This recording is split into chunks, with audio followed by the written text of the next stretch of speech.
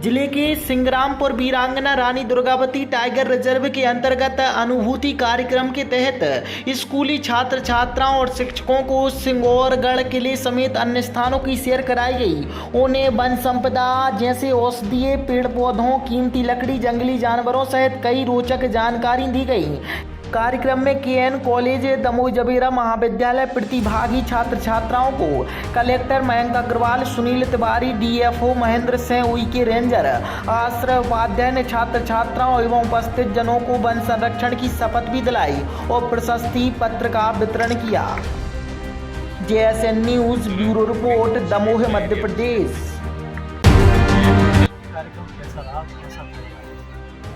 हमारे वन मंडल में कुल 21 अनुभूति कार्यक्रम होंगे, 21 शिविर लगने वाले हैं, जिसमें से आज ये पहला था और कॉलेज के बच्चों का था, जिसमें जबेरा और दमोह कॉलेज के बच्चे यहाँ आए हैं। स्पेशली ये महिला अनुभूति शिविर के रूप में हमने ये आयोजित किया ताकि फीमेल्स, गर्ल्स जो हैं उनके लिए विशेष रूप से यह आयोजित हुआ है।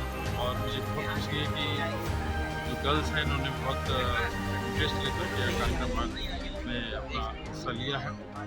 और इस तरह कुल 21 हमारे अनुभूति कार्यक्रम होने वाले हैं। आज ये पहला कार्यक्रम था जिसमें हमारे बीच में कलेक्टर साहब, एसपी साहब और अन्य अतिथिगण उपस्थित थे, आपने देखा ही होगा।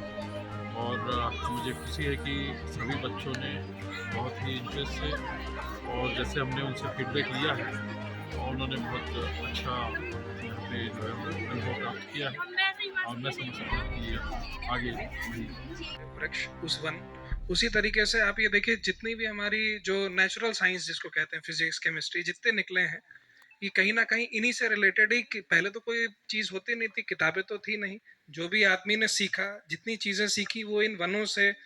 आप शक्ल देखिए गाड़ियों की, वो किससे प्रभावित होती हैं। मतलब आप देखेंगे वो जानवरों के किसी न किसी एक रूप से चेहरे से दिखती हैं। तो हम लोग एरोप्लेन में चढ़ते हैं या होता है तो वो भी किसी न किसी से प्रभावित है। तो जो मनुष्य सीख रहा है, चीज़ें आगे बढ़ रहा है, वो सिर्फ प्रकृति से और उसके अनुभव लेकर ही सीखता है। तो ये एक अच्छा हमारे पास अपॉर्चुनिटी मिली है कि आप लोगों ने सबको अनुभव किया। आप ये देखिए कि कोई बता पाएगा इसमें ये टाइगर रिजर्व बनने से इतनी बड़ी बात की। हम लोग ऐसा क्यों नहीं कहते टाइगर बचाओ। ऐसा होता है कि जैसे हम लोग जो खाना खाते हैं, है ना, कभी गेहूं खा और चावल खाते हैं, कुछ भी चीज़ खाते हैं, वैसी उनके जीनोम में ऐसी प्रजातियां रहती हैं। कई बार कोई कीड़ा लग गया और वो सारी खत्म हो गई। जैसे अपने यहाँ कोरोना आया था, कितने लोग मर गए थे, वैसी कई प्रजातियां, ऐसे कीड़ा लग गया है, कोई चीज़ हो जाती है। तो अगर बहुत अच्छा अगर हमारा भी, हम लोग आगे जी पाएंगे नहीं जी पाएंगे वो भी बहुत मुश्किल हो सकता है, हम लोग जानते नहीं। जो घास चरने वाले जानवर बढ़ जाए तो घास ही खत्म हो जाए, फिर भी वो मर जाएंगे, है ना।